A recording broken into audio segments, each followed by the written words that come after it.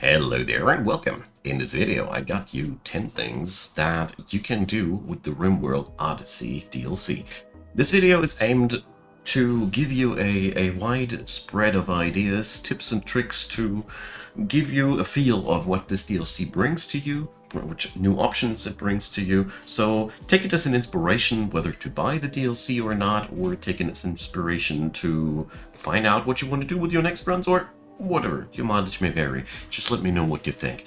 Number one that I want to talk about, we have with the Odyssey DLC entirely new ways and means to adventure around the world at our hands. Not only do we have lots of new locations for that, it's a thing that I'm going to talk next about, we can now also enter tiles by sending a caravan there and enter that tile. This mechanic is not bound to Odyssey itself, but it fits to the rest of the things in the DLC so darn well that you can now build an outpost in the desert and go for your caravans and scavenge outside the materials. That's a really cool new option that you got, and the tools that are in the Odyssey box help you with that, with new critters, new landmarks, and that brings me directly to number two, landmarks. So landmarks are another thing that you can totally play around and orient your runs around. They are, for one, bringing you new features on the map tile, which are just something you can use for your colony theme.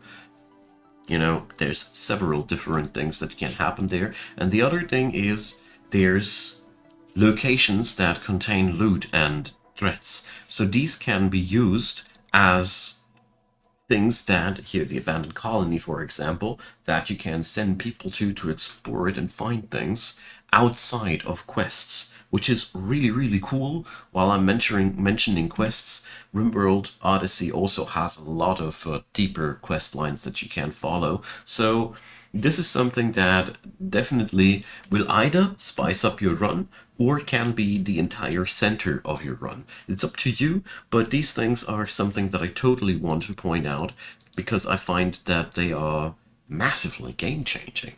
Vanilla Rimworld has never been more accessible globally than before, and that's really, really lovely. More about that a little bit later. So number three that I want to talk about, drones. So drones are really something very, very cool that has been added. For one, we can bring up hunter traps now that will proc when the enemy gets close. And the other thing is hunter backpacks that we can make for our colonists that allows them a one-charge explosive to fly towards the enemy. These are really worth their entire own point because they are just so powerful. Explosive drones that consist out of steel and chem fuel mean that any late game threat that is just too overwhelming for you can be exploded out of your way. This is such a big change to everything compared to before that I really wanted to stress out how cool it is.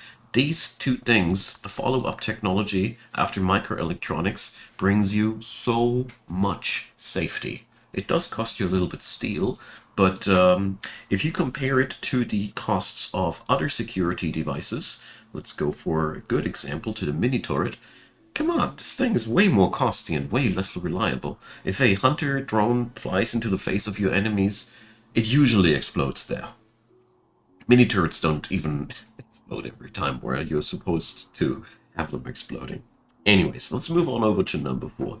Traveling options that we got change the game massively as well. Not only do we have, of course, the old school transport pod, we can now build our own passenger shuttles. Admittedly, they are horrendously costly. Seriously, these things are just annoying to produce, but the shuttle engine is hard to procure. But at the end of the day, these are new ways and means to travel back and forth, and obviously the Grav engine core can spawn in every run. You just need to accept the quest, collect Gravlite panels, and you're good to go to explore the world. Depending on your playstyle, you might want to go for a grav anchor before you launch the grav ship, because you might not want to lose your colony. It really depends on your playstyle, though. If you don't mind losing your permanent home every time you take off, you don't need the grav anchor. The anchor itself is really horrifically costly. I mean, seriously, 300 plus steel is really a tall order, but it's worth the money and allows your colony to be able to have a grav ship that just does adventuring and whatnot for them. It's really cool. So, traveling options have been massively upgraded. Shuttles and grav ships are really, really cool. Caravanneering has been enhanced, like I pointed out in number 1. So altogether, I feel like losing people on the road is much less of a threat than ever before, and it allowed me to go for many new run ideas that I had on my mind before, but never was able to do them, like, more primitive approaches or things that are more adventure-centric. The old caravanneering system really made it hard. With Odyssey tools, it opens up. So, number 5.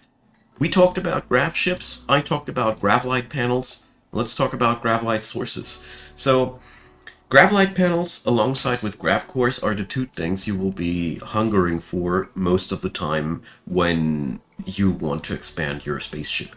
There's only one really reliable way to get them, and that is advanced grav tech, and craft them yourselves. They are made out of materials that are hard to get, and the worst part about it is the vaxstone blocks. Well, it's meteor rock, so you need to fly up there yourself. In short, making them yourself is something that you will do once you have a spaceship, but not before that. Toodles. On the other hand, researching microelectronics, building up a comms console, and the orbital trade beacons ASAP ensures the highest chances of receiving regular visits of space traders that have Gravlite panels for sale. That is the best way that I have found out so far to get them in a non-violent manner. Obviously, you will get regular quests for places to raid, and especially the ones with a grav course. I felt like they had a very, very high bias, if not a guarantee, for Gravlite panels. The latter I haven't tested out thoroughly enough to say it with surety, but you get the idea. So these are the main sources. Either you make them yourself once you have a functional grav ship. It ain't that hard. You just need a vac barrier, some oxygen pumps, and a couple of vac suits, and you're good to go. In all honesty, you can do that with a really, really small operation. It is not that much of a big deal. Or you wait for the orbital traders to send you the materials you need. So, number 6, Gravship Nomadic playstyle. So this is something that the starting scenario basically forces on you, but you can use this thing to completely change your playstyle by building a colony first, crash landed start, and then hopping over the world as you see fit, exploring landmarks, and do whatever you want to. The new nomadic options that you got go for so many different things that you can do. I mean, you can explore the asteroids, you can explore landmarks, you can do questing, heck, you can even wage war with your grav ship. It is really, really fun how many new options this thing brings to you, and it can be easily the centerpiece of an entire campaign to consider how your faction and how your people will interact with the grav ship.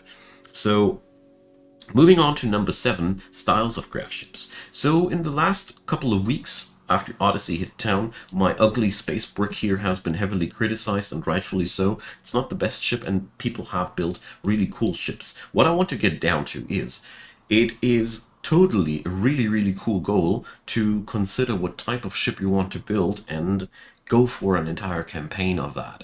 So, for example, you can go for a warship type of platform. I mean, you see that kind of wonky things I experimented around with while I was preparing that video. You can do that professional and just land on a enemy tile and say them hello. This is one thing that you can do. You can do a flying hotel and install stuff like the hospitality mod and open your services for people that come around. The spaceship can be really very much your whole style and theme for your run, and yeah, I can heavily recommend it if you're looking for something that you are into. You can even combine that with ideology and things, which are really fun to go for. So, number 8, another goal that you can go for eventually is an asteroid base. All of these asteroids can be landed upon. It's obviously one of the most extreme things that you can do, alongside with settling on sea ice or other shenanigans. It is one very hostile environment, and yeah, it is really a bad idea. And that is why people love doing it, because that's what we play Rimworld for, right?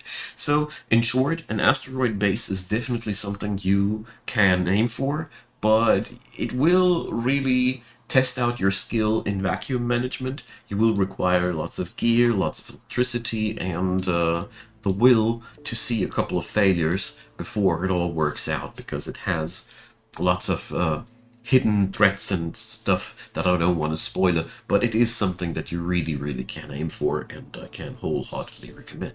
So, moving on to number 9. Here's another nice little thing that has been added that is easy to overlook, and that's the beam repeater. This weapon has been added with Odyssey, and after you have breached the obscene requirements that are necessary, you have a weapon that can pierce through shields. Why is that so cool? Because the later the game goes, the more often the enemy puts up those annoying shield domes that are really, really hard to penetrate with anything except for EMP.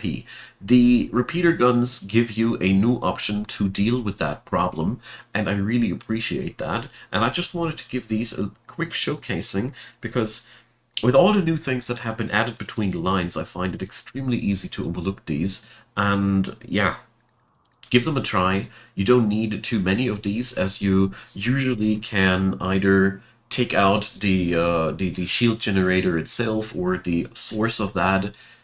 They have, as far as I see it, not the best damage potential.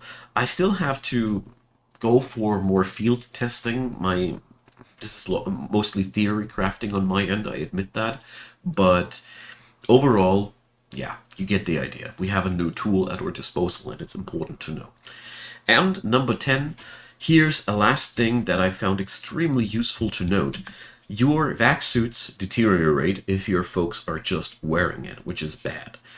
Go for a clothing policy that excludes these, and use these wonderful new outfit stands that we got added in. These are a new thing with Odyssey, and they allow us to configure exactly what we want to store on them. And this, for example, is configured to store a suit of vac gear.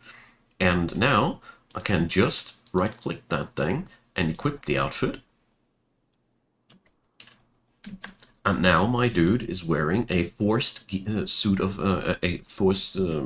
vac gear. Forced is good out of one simple reason. If you don't do a different configuration, your default configuration is when a piece of gear hits 50% durability, we strip it off because it's tattered. They do that in space too, in the middle of vacuum. So this prevents that. I had not foreseen that this might happen, but yeah, the forums that I study have told me so.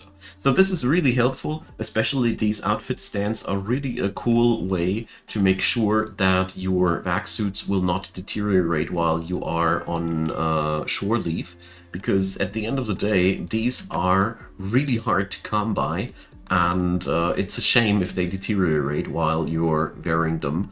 And to put some icing on the cake, they are horrible to wear outside of vacuum situations because they make you slow. They're not particularly well armored either, for power armor that is, and they lose durability, which sucks. So, That's 10 things that you can do with the Odyssey mod, with added in a couple of little things that hopefully help you out in your adventures. There's obviously much more to be said about the DLC while I am playing. I'm discovering more and I will share with you. Let me know in the comment section if you have anything you want to share or add into the mix. Leave a like, leave a subscribe, or consider supporting the channel via Ko-fi. I have a new site there in the description box. You can see it, or all the other ways and means. Either way, I just want to say a big quick thanks to all the supporters out there, and a thanks for watching this video, obviously, because you took the time to watch it until the very end, if you're hearing this at least, and I'm deeply grateful for that. I mean it. So, thanks for being around, and I hope you have a good time. See you soon.